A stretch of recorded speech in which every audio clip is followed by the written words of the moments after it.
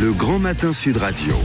La vie en vrai. La vie en vrai aussi ce matin. Et Albi, championne du covoiturage. Bah oui, parce que l'agglomération du Tarn a connu une hausse de plus 123% depuis la rentrée de septembre. C'est une accélération record. C'est l'une des agglos dans le sud qui marche le mieux à ce niveau-là. Dans le nord, il y a Douai ou Chartres qui font un petit peu mieux, d'après les chiffres de l'Observatoire national du covoiturage au quotidien. Nous sommes avec Isaac Sana, qui est chargé de mission mobilité et covoiturage solidaire à Otema, TSA et Covoit 81, c'est bien ça ? Oui, bonjour, merci de me recevoir. Bah oui, merci d'être avec nous. Alors, on va raconter votre histoire parce que c'est vrai que le covoiturage, pour vous, est parti aussi un petit peu de l'inclusion pour les personnes handicapées. C'est ça, vous avez beaucoup axé votre politique, en fait, politique si je puis dire, sur ce sujet, et ensuite vers l'ensemble du covoiturage. Oui, c'est bien ça. Alors, si je peux me permettre d'abord de présenter rapidement l'association. Oui. Donc, au départ, on avait pour objectif de faciliter l'insertion professionnelle de personnes en situation d'autisme en travaillant sur plusieurs points, notamment la mobilité et les déplacements.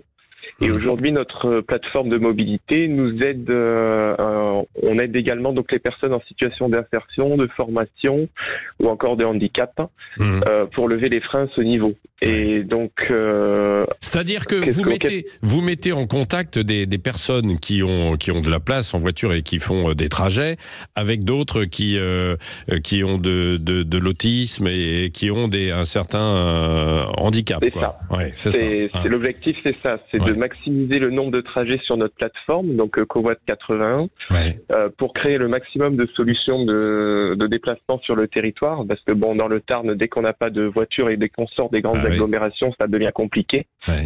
Et donc pour pouvoir offrir des solutions de déplacement à un public qui peut être vulnérable par rapport à ça. Oui, voilà, c'est ça. Alors, c'est parti de là, et du coup, vous l'avez un peu étendu comme l'ensemble des plateformes qui existent autour du covoiturage. Je pense à Caros et à d'autres.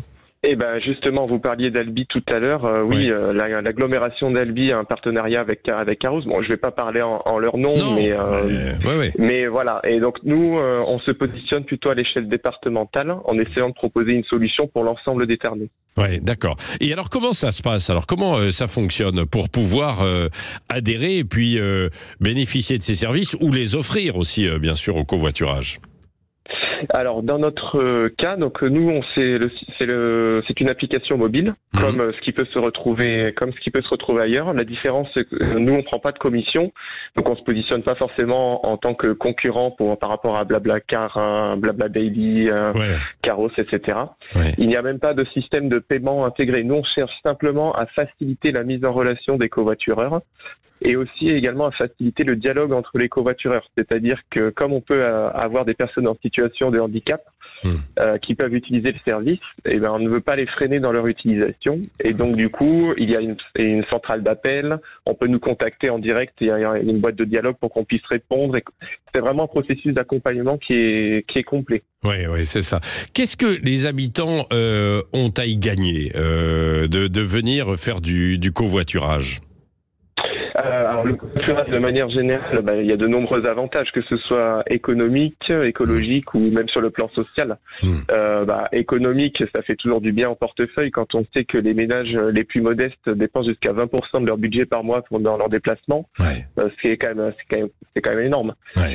Écologique, c'est plus à prouver que l'utilisation de la voiture individuelle, ça a quand même un impact sur l'environnement, en termes d'émissions de gaz à effet de serre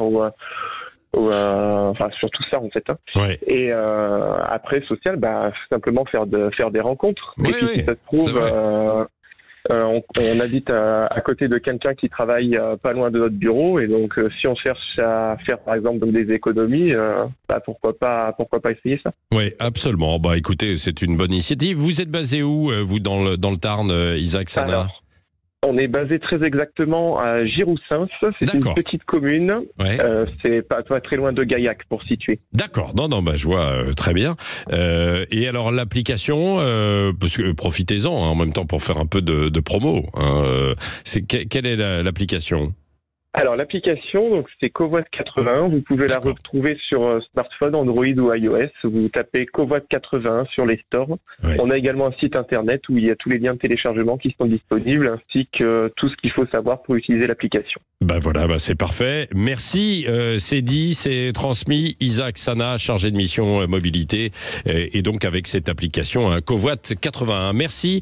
Merci à vous. Ça ne neige pas dans le Tarn là ce matin, ou alors vous n'avez pas eu le temps de mettre le nez à la fenêtre encore? Alors, ce matin, non, en tout cas pas là où je suis, mais en revanche, je crois qu'il y a certaines zones aussi qui ont reçu quelques flocons dans la journée d'hier, oui. Ouais, absolument. Et probablement dans la nuit aussi. Bon, voilà, donc il y aura du covoiturage un peu indispensable, justement, peut-être pour se regrouper, éviter de mettre trop de voitures sur les routes. Merci d'avoir été avec nous. On va faire un point, justement, dans un instant, autour de la vigilance orange-neige verglas aujourd'hui sur plusieurs départements. Il est 6h44 sur Sud Radio.